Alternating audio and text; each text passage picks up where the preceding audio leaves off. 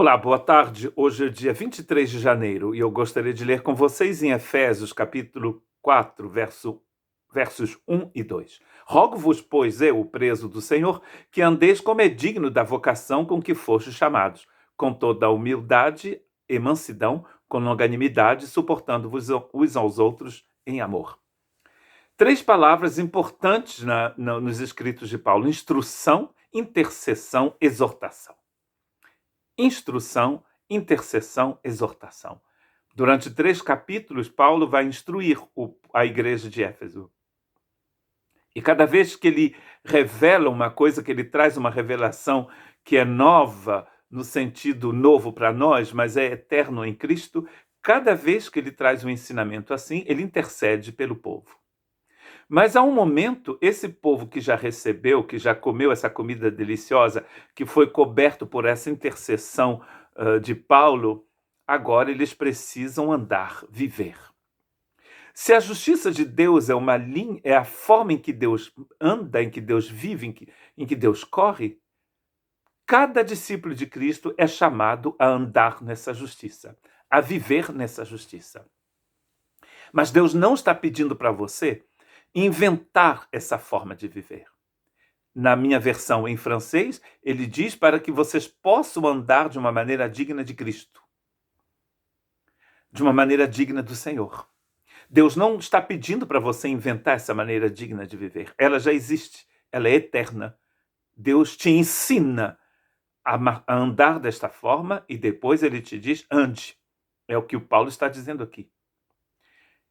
Cristo tem uma forma de ser, de viver, de andar, que é extremamente diferente da nossa. Nós andávamos como andavam os nossos antepassados. Mas agora nós precisamos andar em novidades de vida. Ou seja, nós andamos como Cristo anda. E como esta é uma meditação sobre a graça, a gente não poderia deixar de dizer que a graça nos capacita, nos diz Paulo escrevendo a Tito, nos capacita a andar na justiça de Deus. Ela nos educa, ele diz. Ela nos ensina. Você recebeu um ensinamento, foi coberto pela oração, pela intercessão mesmo do Espírito Santo, agora o Espírito Santo está dizendo, ande. Ande nessa nova vida que Deus te deu. O Jacques nos disse que uma figueira não pode produzir uvas e a vinha não produz figos. De uma fonte amarga, água doce nunca sairá. Agora, de uma fonte muito boa, a gente mora aqui numa região com muitos rios, né? E os rios existem porque existem montanhas, porque existe...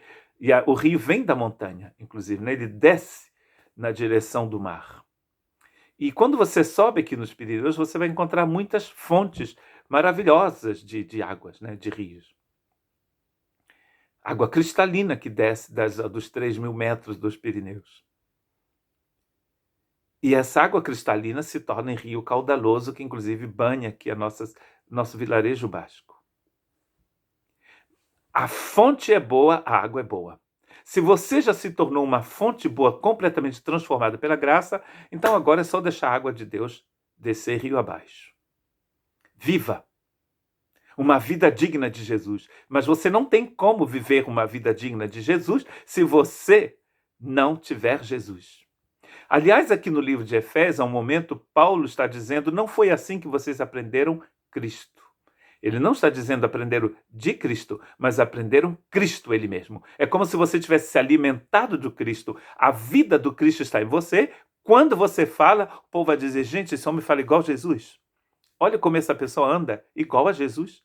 Quando ele escreve no Facebook e em todas as mídias sociais, ele escreve como Jesus escreveria.